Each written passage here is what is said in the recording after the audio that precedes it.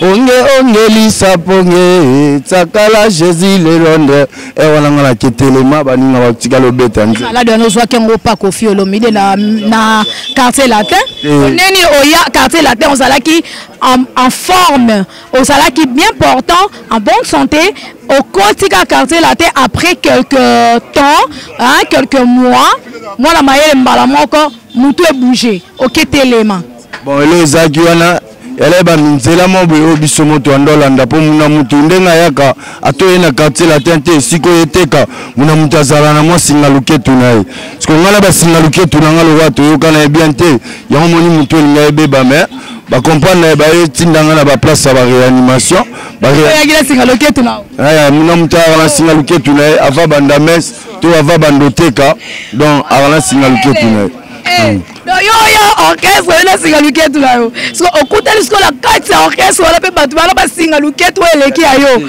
siko ebeti so mutu do pete ba plan ezali nde bongo po ba msuba mona ndie na renda ko simba kisi pona lia batu mais oyebi ke ebele baloba ngo hein te le rote ba ebele baloba ba msuku ba kansanga ndie mutu sala bien te bango ba kozonga la mission na bango ba ternote mususu wana ba yamba biso boete merci déjà na betika na beti maman sengo po déjà to moni ah ba pa ta ba véhicule kuna bango tu bandini petit landa ebo sa mission biso to wana posa na en français j'avais entendu et j'ai vu. Félicitations à Congo pour TV. Igela coiffe ikote papa na Kerwan éternel Kenaya Kanda taba ikote sensi Nganda taba Fenenene Nganda taba chez Hugues la coiffe ikote papa na Kerwan éternel Kenaya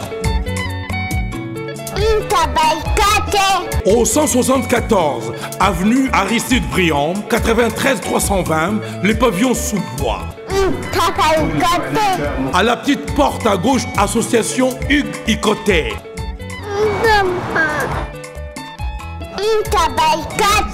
01 41 55 0000 Ntaba Ikoté. Descartes Construction et yeah! Fini l'inquiétude pour la réalisation de vos constructions de rêves en RDC au prix imbattable.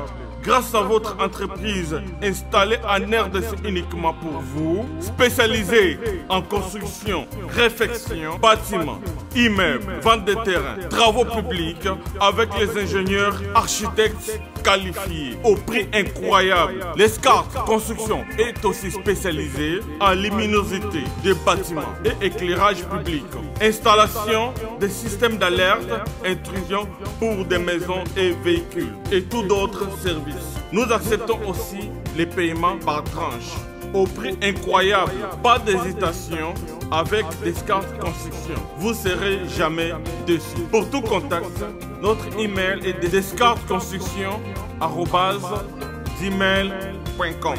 Notre numéro de contact plus 447 93 92 82 813 et appelez-nous pour Kinshasa plus 243 89 91 56 86 2.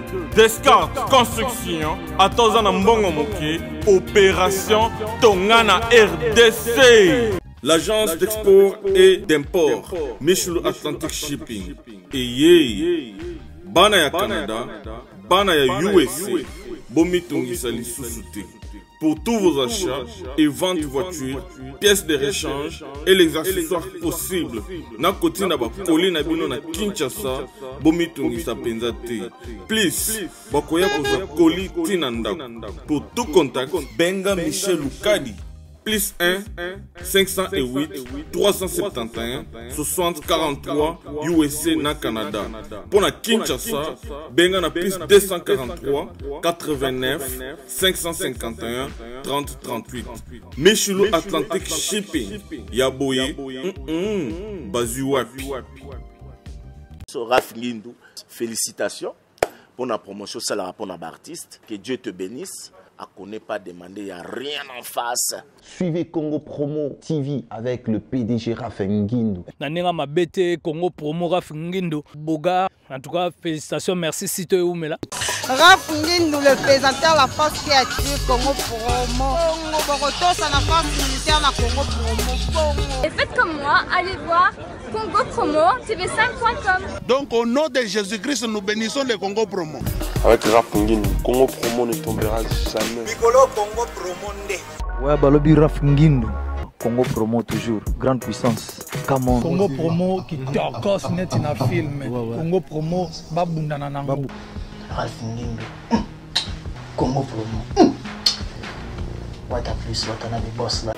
Et bien voilà, merci déjà à vous tous. Super salutations à tous mes fans privés de l'émission News de Kin avec moi Betty Masengu. Je vous aime énormément et je vous fais de gros coucou partout où vous êtes, partout où vous nous suivez. Et bien déjà c'est votre émission qui commence.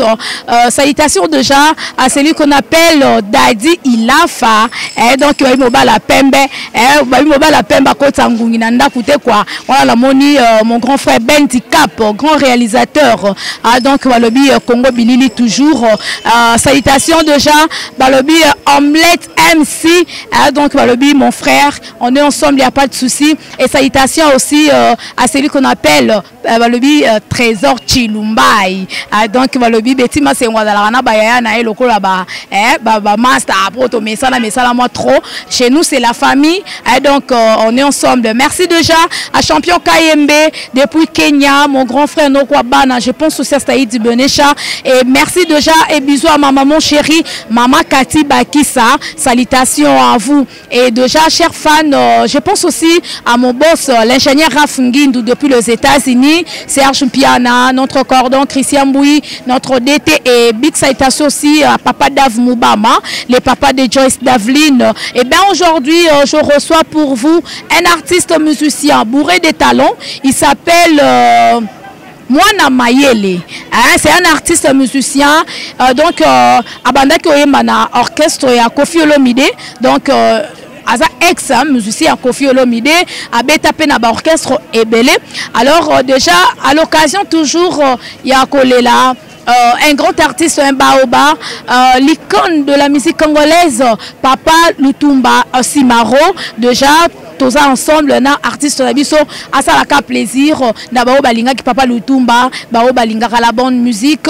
Et en plus de cela il prépare un maxi single donc d'ici là au marché des disques disponible na ba plateforme nyonso ya téléchargement pour soutenir artiste oyo as artiste nabiso ya mabele ya Lemba parce que moi Betty Masengu je vous dis je suis donc dans la commune de Lemba moi no abotami na Lemba akoli na Lemba azaka na Lemba mutolo na yeba kuna na Lemba peut-être bimaka ba député pe ya Lemba dans les jours à venir babi 2014 à 2013 déjà Liba et Rotama quoi. Voilà. Merci beaucoup déjà à Daddy Lafa. Tu as déjà na Mwana Mayele. Hein? C'est bien ça non? Hein? Donc Tobe Tarama Solo Mwana Mayele. Bonjour. Bonjour maman Betty Masengu. Bonjour na batnion so wala l'émission. Bonjour na bana Lemba nyonso tout d'abord. Pe mwamba mobimba bino bato bolinga ngai. Na ba baboya nga bino pe na pesi bino mbote sika boza. Merci nande boza pété bondimi boyo kangai. Donc rebonjour na pesi bino rebonjour d'abord. Bonne santé. Te santé siko bien, santé salane tu ko permettre te ba jouer les kaki mais la minute artiste c'est important. Na éviter son roba xanini binomo bomo na rara mais ma fan bazolanda c'est pour la première fois en émission na biso Congo Promo Télévision talaga émission News de Kin, une grande émission où yambaka ba différentes stars ba grandes stars même pe ba star o bazana ba bimisika awa to ça la promotion ya ba artiste tout le monde na lo barayango. Pourquoi ba bengaka yo Mwana ya Mayele? Bon ba benganga Mwana Mayele pour nazara commandant Mokengeli commandant ba Rossi Chimanga que son âme repose en paix Rossi Chimanga wana moi classe nanga chef de classe na commandant et à qui place wana donc on attend la classe penga le roi bachenga commandant na ba mokengeli wana elle a été bacha commandant ya zoba pour ramula itoni mais elle ba otande muto amaele garçon aza organisé yango ba benga keke aza moi amaele to bete ba tout ba côté avec conflit au beta mais santé le permettre été et singa tous à l'écarter côté ngana bebani na vete to na fini ve na musika te ngana da moi lemba don na moi na likola avec Kofiolomide bien tout bana lemba ta ba oba boya rae ata ba oba ndima rae donc na pesibino mbote lisusu bonjour ah mais qui moi na maele na ngana classe na zaki pe ko zo pourcentage belé yango ba ndo benga da maele en plus oncle na ngamo ko mbona ekiwa maele ba pesa nga pe yalo ba komba famille na biso et ça petit trop yum ta memayo pas Kofiolomide te ba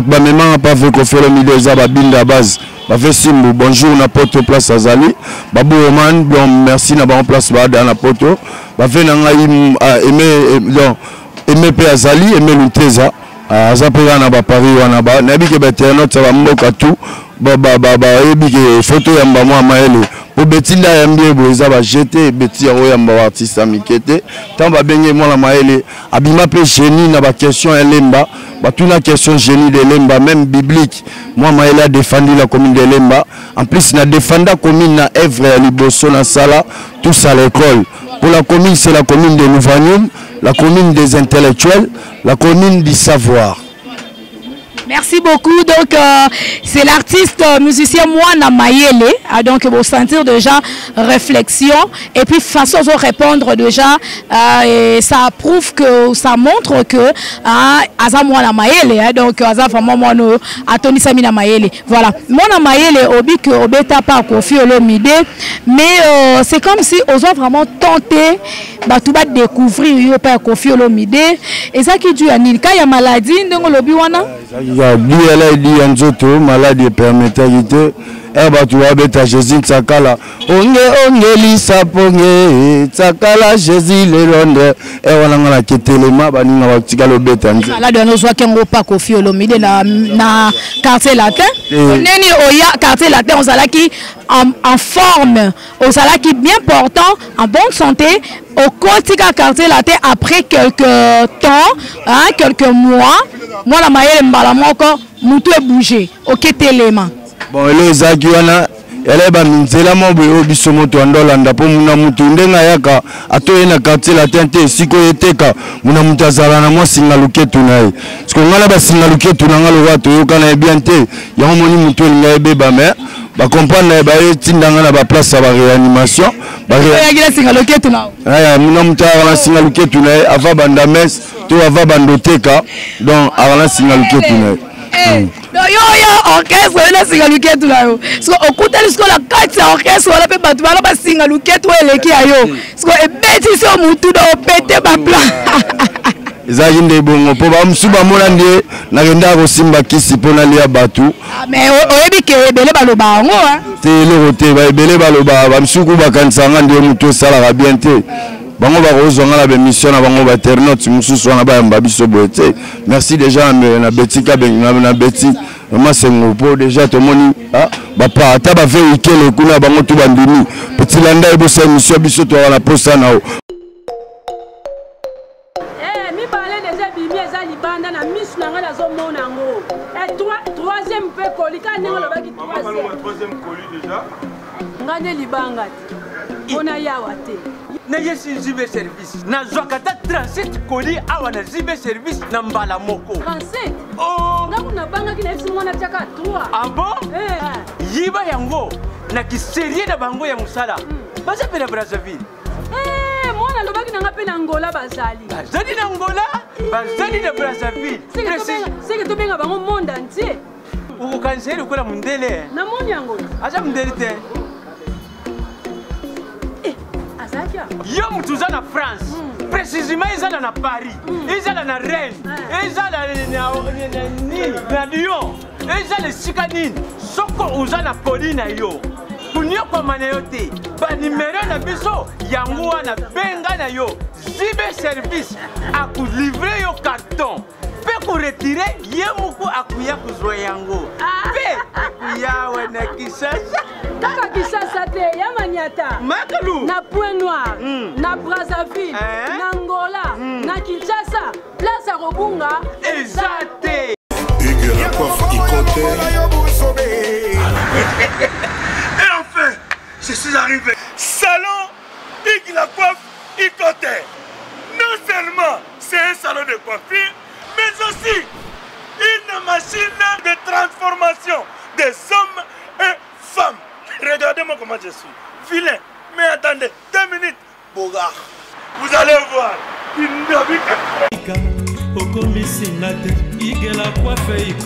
Hugues la coiffe Ikote. Votre salon de coiffure mixte afro-européen situé sur la Nationale 3 au 174 avenue Aristide Briand, les pavillons sous bois. Pour plus de précisions, veuillez nous contacter au 01 41 55 00 00 ou encore sur notre site huguelacoiffeikote.com. Nous sommes ouverts tous les jours de 8h à 20h, même les jours fériés.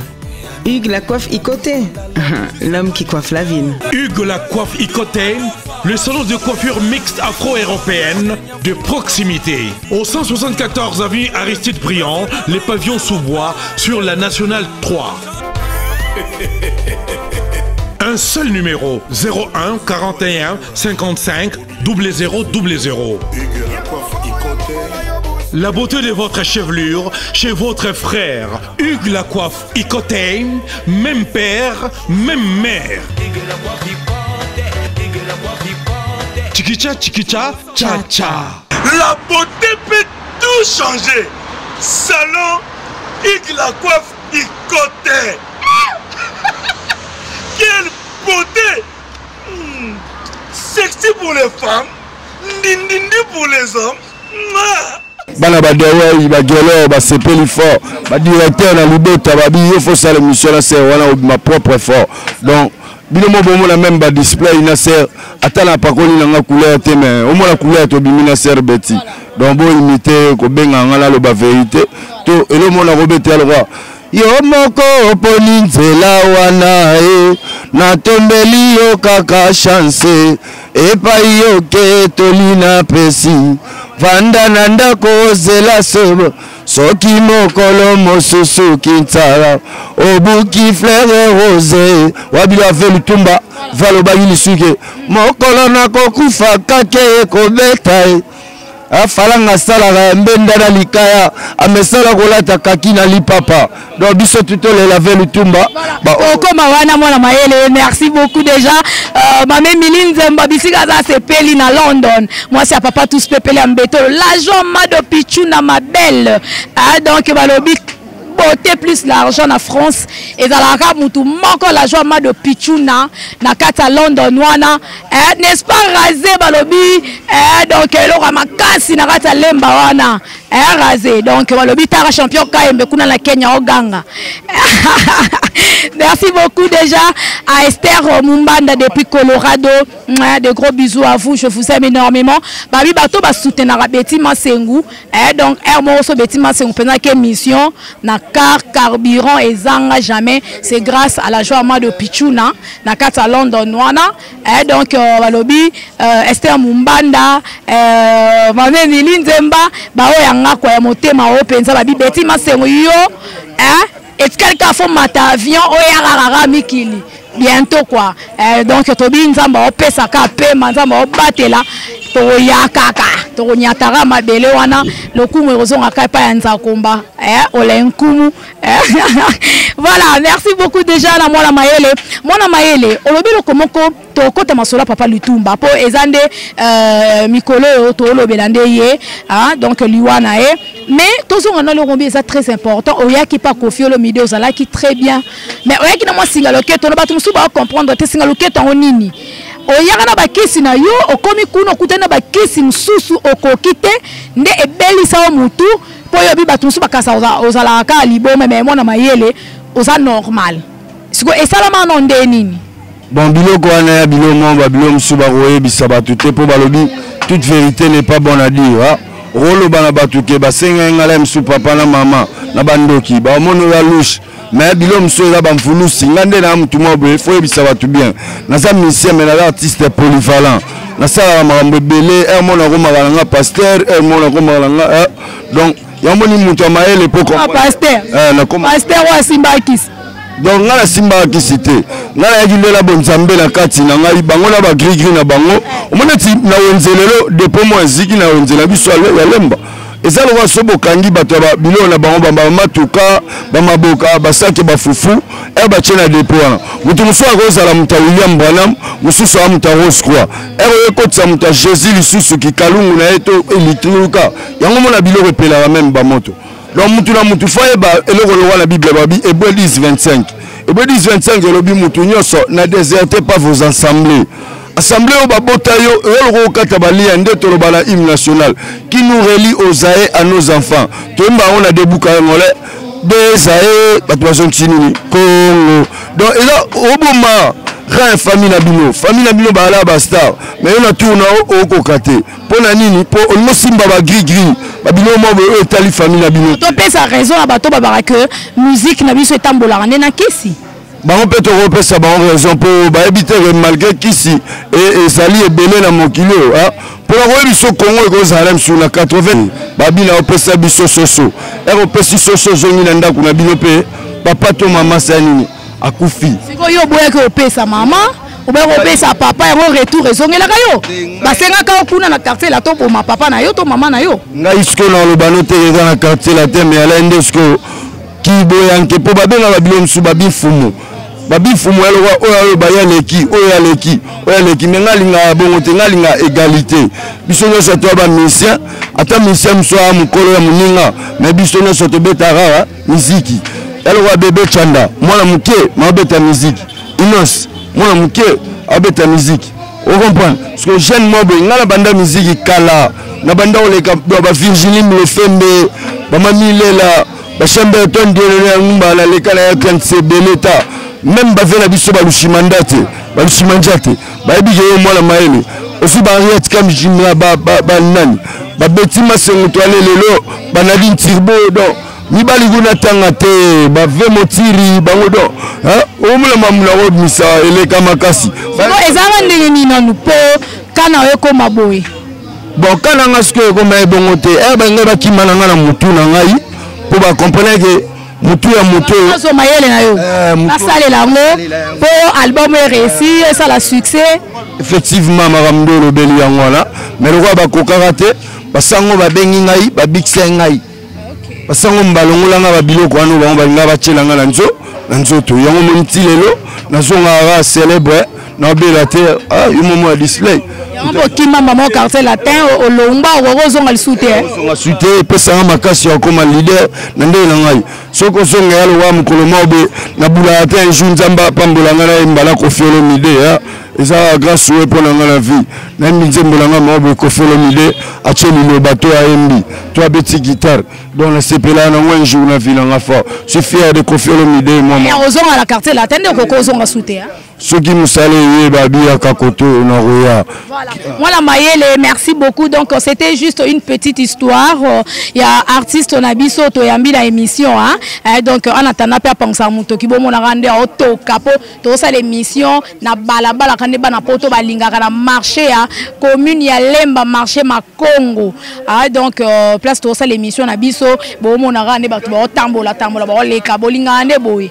Ba émission kitoko on a PR moko to tika 40 heures na émission moko ya public to mona nde mokilango etambola bano bande ko na biso bokenda poto kala boye ba sute ba commune na bino etikala e koma ndenge nini bo retrouvera ngo na ba émission na biso voilà mona mayele lelo olobi que soué nous allons aussi la featuring moko bena Koffi Olomide o azali ex patron na yo mais kozonga na quartier la ta orozonga lisusu te pour da ba raison o pesi ndenge nini banga ba kena mayele na yo na lobi soki lelo esengi ke ba beninga yaka koyemba na quartier la ta wana nde ça va koyemba ça va mais kozonga te nyonso so via lobi azo charge na petit na ye ya petit ya akomoyemba imba na ye pas vers occuper marambu na ye voilà mais siko yo mwana mayele obi au social album donc maxi single oyebise bango ezaki no disque na beti déjà chanson mais clip nde na salamité okasité ya nani mona mayele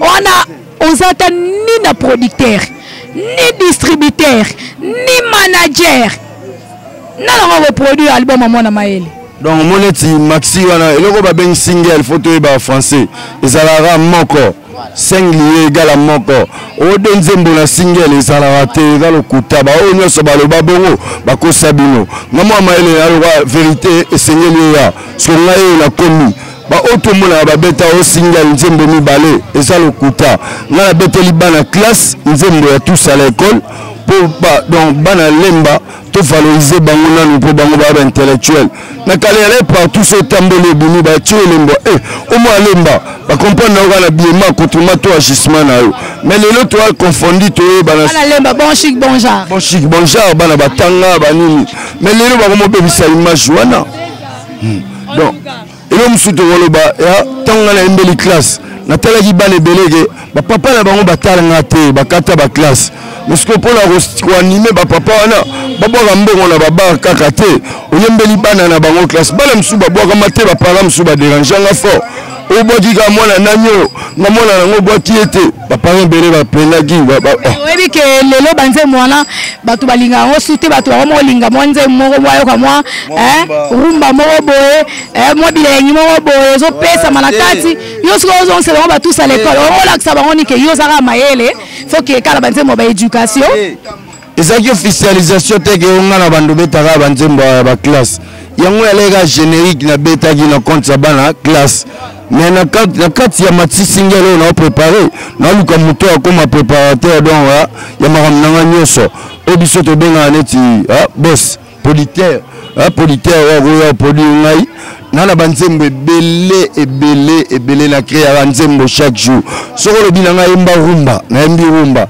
yemba rap na yembi rap yemba folk na yembi folk yemba jazz donc na beta la musique ebele ndongo mona ngabo ba sorte sa musique ebele na robeta même ballet ndongo mona ngabo. Voilà, merci onyo solinga contacter artiste na biso mona mayele bo soye karapa nanga na numéro est affiché wana c'est le numéro de Betty Masengu 24 heures sur 24 numéro nangele kara so bengi ozwaye uso to komelinga la WhatsApp ozwa mwana mayele message na yo to ko komisa ngo pa mwana mayele olingo soutenir ye azana producteur te manager te distributeur te soutenir artiste azana ba talent et ozala bien makasi mwana mayele balobi papa Lutumba Simaro oyeba qui est très bien aux peu moins chance ya komona ye ya resolola na ye oyebi pe banze muna ye c'est pelisa na bato balingaka la bonne musique qui est la musique congolaise mokolo na kokufa kake kobeta ilafa kolela dongo awei beti akolela dongo ake falanga na salaka ya mbenda na likaya na mesala kolata kaki na lipapa onga na ebie mokolo toko kufa toko kendere senadra pembe la que son âme repose en paix papa Lutumba merci ngana na bano comment na lingate kolela mini pona ra fragile merci. En tout cas artiste na biso Leli bon monima émission kiti pour la papa Lutumba Simaro donc abi azara vraiment fragile là azara vraiment fragile et mais maman Milinze Mbayo ebi masolo des alra maman donc ça la bien Betty Masengwa sepela ndega o sepesarae donc la joie mado pichuna balobi yokutu so na fukami mabolongo tala rara nzankomba olenkumu donc pona yo la joie mado pichuna po yo soutenaka Fondation Betty Masengu. Dans le bac que tozo s'est préparé, donc elle est rendre visite na orphelinat, les enfants d'abord. Et ça orphelinat, orphelinat est belé. Oh ba benga ki biso peto ke kosunga bango baza vraiment na souffrance, bana baza en colia, baza en bilamba kolata, bana bazo souffrir même minerva la classe ezate. Alors on a 10 francs oyo zanango kozanga te ko soutenir bana oyo. Nzamba kopambola yo obenga numéro Betty Masengu otiembongo na yo tokozanga te kokende kosomba biloko kotikela bana wana e bana wana lero bakoyebisa nzamba pambola arozanga te pambola yo pesaki contribution na yo ata ya $100 to ya $50 to ya $200 300 ou plus nzamba kozanga te kopambola yo et puis toza pe na projet ko ke otala ba bandeko na biso bazana ba na bambetu ya ba hôpitaux donc faut que rendre visite na ba prisonniers na ba homme de vieillard donc projet ça vraiment munene alors esenga soutien na bino. Voilà, merci beaucoup déjà na ba fan bolandi biso. Nous sommes à la fin de notre émission mona maele bande ko nyoso balingi yo ko soutenir yo un mona bango et puis artiste nino penza yo a marka yo en so rotali bolobité. Cet artiste c'est vraiment un monument. Ande to benga ba papa na biso papa na biso Lutumba aza monument de to benga ba Pepe Kale ba Madilu système ba Kin Keste ba papa Wemba mais na ba o baza siko vivant et koko sa banane bon na artiste o baza vivant basé belé mais o nga ndimara mnon ya liboso ezara ya moko na ndimara 21 ko Felomide pour musique na ba te belé ba boyango ba tia ba tembe mais musique ya ramakasi tilelo na ndimande 21 ko idole na yo Koffi Olomide. Idole nanga c'est Koffi Olomide. J'aime être comme Koffi Olomide. Ne bam subalo balinga wa Bob Marley. Na personne na balanga j'aime être comme Koffi Olomide. La fin na biso lemba, biso malgré bam subabo ya raime, biso to ko sabende l'été. To saka na ba fait ko le go Tanzanie ba kenda. Donc to tika na ba fait na biso ba musique, ba fait sambale ba zalima, fait na biso Koffi Olomide nde artiste ya ngala yebi na Congo oyo.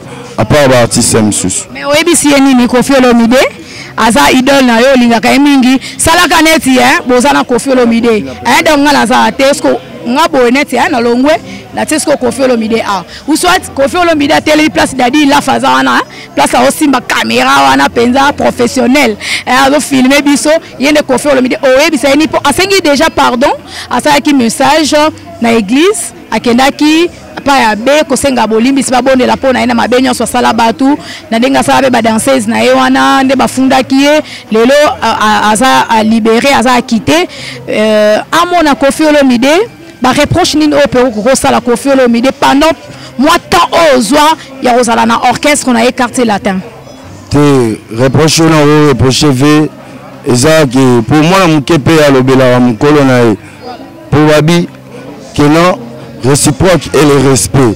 Respect ça réciproque. Ce qui me colle après si moi la mouke respect, moi mouke pas apprécier respect. Et là dans le banave la biso Koffi Olomide que bamsu ba mona rayo que le kola valoriser ba artiste na été même ma danseuse. Mais le koto senga na yo neti na ngai non senga ve Koffi Olomide yo le roza la grand mon pao. Sala été mutunya so atawa sala ya ka 2 jours na quartier latin. Aliara comme ya Koffi Olomide et ça allait bien. Bamsu ba mona ro charisme ba fait si pour jazz baza wana ba sagale ba fait modogo protocole ba la émission donc na bi ke bino webi petit na bino na lemba umeli donc ya lo beate ba ancien de lemba ba fait Richard Mbokoso webi ça fait Koffi Olomide sika zali to e mo lo wa yo kabwe ve biso to linga rayo wana mbongo belé produit ata batu lo wa biso to na ba sakombia banzembo mutu bonga ba bengisa ko bengisa ya ko lia pa na biso mais bonga te mo ke ndo mi kotisa lisusu wana ba yamba bien te voilà moi le muke ya quartier latin ya ilona yo Koffi Olomide tout travail mérite salaire ya salaire commence milelo il a falanga tala sima salozonga ben soki zongi te ba jaloux ba kosekanga po atakutu moto abeta kangonga ya katoliko soki abeli akoki osele menamu te chilumbai kangangongo salozonga na kodai soki ozongi te okoyoka sangwa milelo po atakutu moto abeta kangonga ya katoliko soki abeli akoki osele menamu te beti masangu mulanga ngwana pona ve. Merci beaucoup moi maboro po bilenge yo donc time is money nde balobaka, le temps c'est de l'argent. Ah donc balobi tozoaye moi la maele na émission zoya akota lisusu na profondeur ya osepesaka bino ba obolingaka la bonne musique olingo benga moi na maele o soutenir ye benga na numéro Betima Sengorozwa moi na maele to solo là hein aza un téléphone te ba yibake téléphone boyibika Kinshasa on de koma miyibi pe pai hein donc soko aza na besoin na ye obengi po aza moi na secteur hein tozalaka na ye penza côté moko na repasser au moins la maille le solo là au soutenir ye attends-moi quelque chose à foutre à studio et au sala bien et puis le corps au sala ba clip et au sala est vraiment kitoro makasi. Merci beaucoup déjà à Balobi champion KMB Nora Banana Kenya donc Balobi ba chapeau et belé na yo Blaise Kava coup de chapeau Balobi Igwe donc Barcelone Chalère Charlie Jojeda bafana nga penza ya Kenya wana po batela nga pe banderole na pesi bino ba bizu ebele to monana donc ba kalate. Merci déjà à la Jean-Ma de Pichuna depuis France. Bisous à vous, bisous à Esther Mumbanda Madel depuis Colorado, John Lubila l'exceptionnel depuis les États-Unis. Bisous à Mamé Miline Zemba depuis London. Hein? Moi c'est Papa Tous Pepe Lambetolo. Merci beaucoup déjà à Dadi Lafa pour les images. Bendicap le ingénieur. Donc Congo Bilili toujours. Papa Daf Mubama. Merci beaucoup. Balobi Canal Futur One et Canal Futur News. Et Zawana Kaka. Papa Daf Babia Osalara Moussala. Bo s'abonner, bo landaye ko sala kitoro makasi na bosa ni pété lui MC Omelette donc balobi musala toujours n'est-ce pas raser donc balobi Trésor Chilumbai bambote belé maman Kati Bakisa maman chéri maman Jeannette Bakisa donc ba maman leki na ngamoko motema na kata Canada wana Claudia Bakisa balobi artiste azo assuré Gino Equalizer kuna na kati ya Paris donc bisous na Stéphane Kezi, Belinda Kezi, Staïdi Benecha, en tout cas il y a nos photos. Bisous à vous tous, bisous à ma fille chérie Joyce Davline et merci déjà à Serge Piana, notre cordon, Christian Bouy, notre DT et pour finir, merci à mon boss, l'ingénieur Rafungindu depuis les États-Unis. Merci beaucoup à vous, les bonnes choses ne durent pas. D'ici là, portez-vous bien. On se retrouve pour un prochain numéro de cette émission. À la prochaine. Ciao. Sepela TV et yena makambu ya sikali susu. O ba chaîne ya France eza na kati. Ba chaîne ya Congo eza na kati. Ba chaîne ya Londres eza na kati. O ngomona makambu ya politique ya sika. O parti AA eza na kati. O parti BB. O CFAIO eza na kati. Ya Sepela TV. Bouquet comme ya muke boye. O tina poche voyager na ngokeno partout lingi. Na bouquet na Sepela TV. Sepela TV. Mais ma biso n'engozo mais ma biso wana 4K machine madaka daka Sepela TV. Bienvenue dans le monde de Sepela TV. Sepela TV est le décodeur qui vous permet de suivre les chaînes du Congo en direct de la diaspora.